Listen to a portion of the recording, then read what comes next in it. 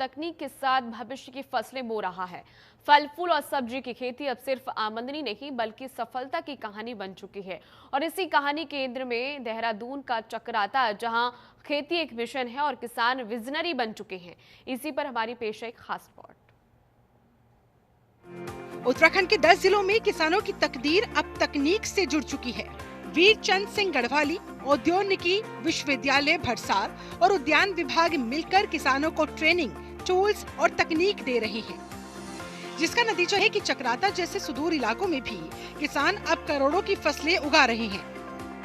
बीच बीच में वर्कशॉप, किसान गोष्ठियाँ, इस तरह के जो आयोजन हैं विश्वविद्यालय में होते रहते हैं, जिससे प्रदेश के किसान लाभान्वित होते रहते हैं।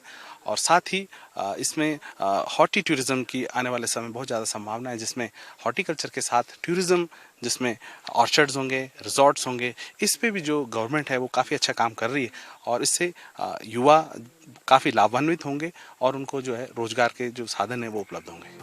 सहिया और चक्राता के कई इलाके अब कीवी और ड्रैगन फ्रूट जैसे हाई वैल्यू क्रॉप्स के लिए आदर्श बन चुके हैं। सरकार किसानों को सब्सिडी, पौधे और तकनीकी सहायता भी दे रही है।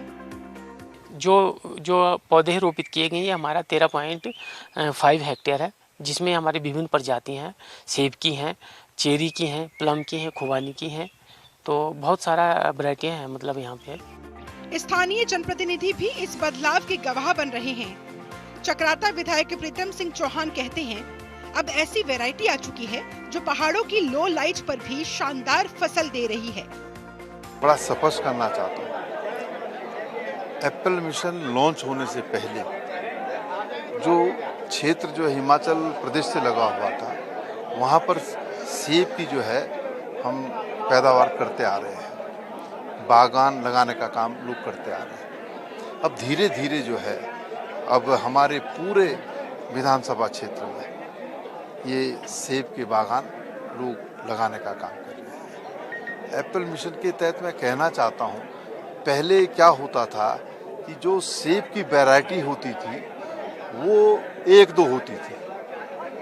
सबसे अच्छा जो सेब उस समय माना जाता था वो रॉयल माना जाता था। उस पेड़ को या उस पौधे को जब हम लगाते थे तो जाकर के कहीं 15 और 20 साल की जब उसकी एज हो जाती थी तब वो फल देने का काम।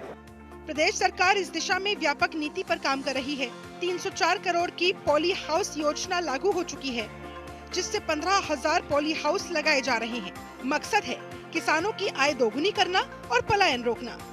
ये देखिए, एप्पल के माध्यम से, ड्रैगन के माध्यम से, कीवी के माध्यम से